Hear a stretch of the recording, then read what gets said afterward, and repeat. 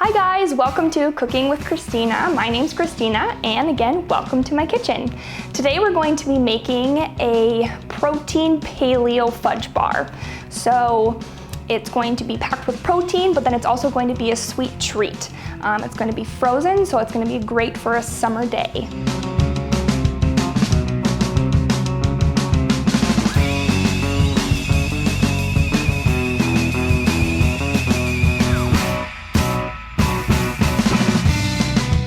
All right, so I have broken up some baker's chocolate. I like to use baker's chocolate just because it doesn't have any sugar in it, so that I can regulate how much sugar I put in it. So I have broken it up, and I'm just going to be doing it in the microwave. I'm going to keep out 1 ounce of chocolate so that I can stir that in after it's microwaved, just because then that can prevent burning. So I'm just going to chop this up real quick.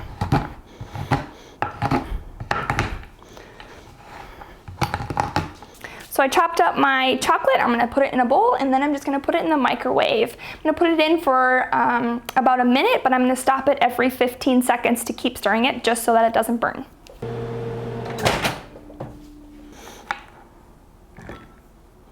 All right, so I'm just putting in the rest of the chocolate so that it stirs in, so that it's not burnt, and it just gets really creamy. This chocolate is done. So I'm just going to do the same thing with the white chocolate. This chocolate does have sugar in it, just because white chocolate is going to have sugar in it, basically almond bark. So I'm going to throw this in the microwave as well, and I've also reserved a little bit to throw in after it's melted.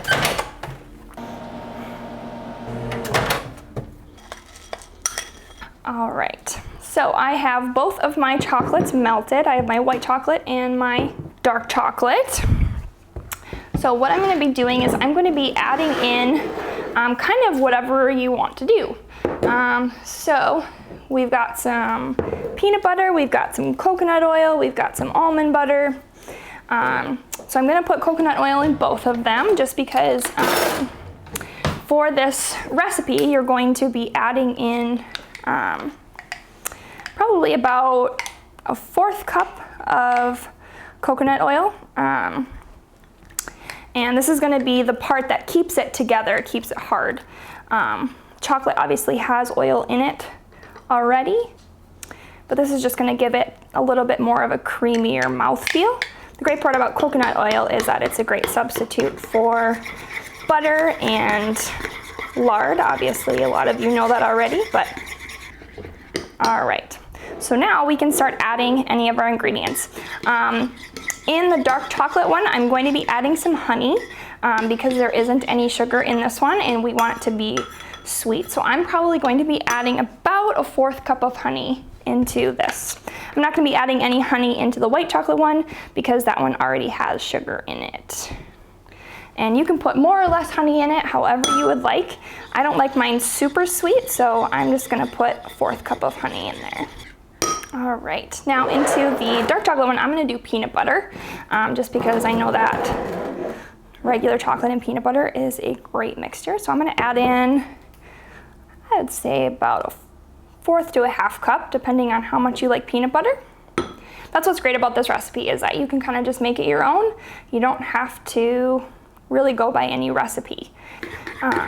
For the almond butters or the nut butters, I try to find the butters that only have just nuts and salt in them, just because that way I can still regulate how much sugar and how much salt is in anything that I make with them. All right, so that one's done. I'm gonna add in some almond butter, just because I think that white chocolate and almond goes really well together. So again, anywhere from a 1/4 to a 1/2 cup.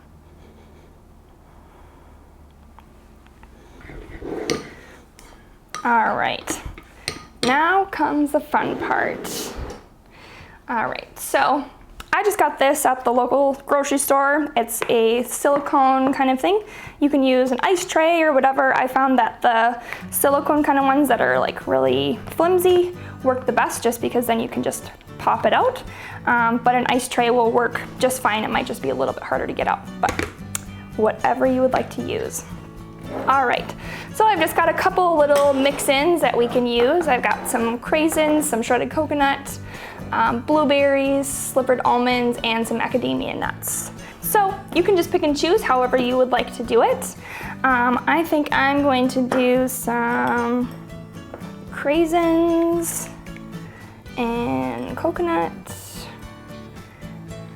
and then some almonds.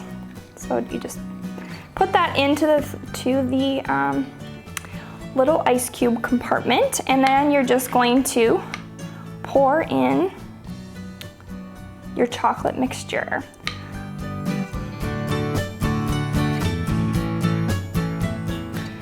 And for the next one, do some blueberries, maybe some macadamia nuts, maybe some more blueberries. Just go to town, be creative. You're not limited to any of these that I've put out there, just whatever you want to do. All right, so I have filled my ice cube tray, so I'm just gonna pop them in the freezer for about an hour. All right, so I think that our paleo bars are done, so we're just gonna check.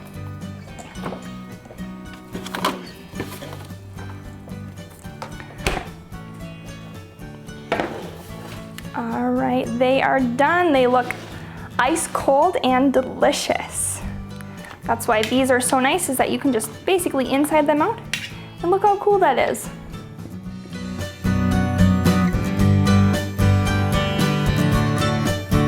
I usually let these sit out for about 5 minutes before I serve them, just so that they soften up just a tiny bit so they're not like hard ice cubes before you eat them. So they are finished and ready to be devoured.